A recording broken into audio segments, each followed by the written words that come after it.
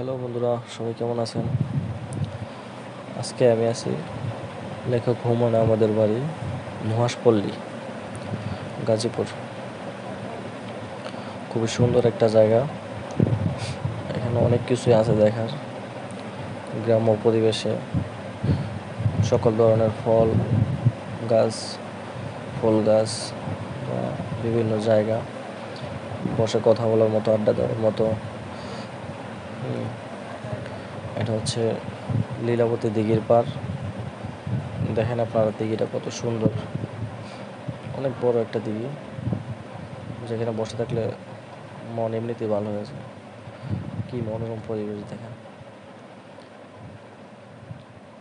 তার মৃত্যুবার্ষিকীতে এখানে অনেক লোক উপস্থিত ছিলেন সেদিন, অনেক সাংবাদিক ভাইয়েরা ছিলেন, আমরাও গিয়েছিলাম।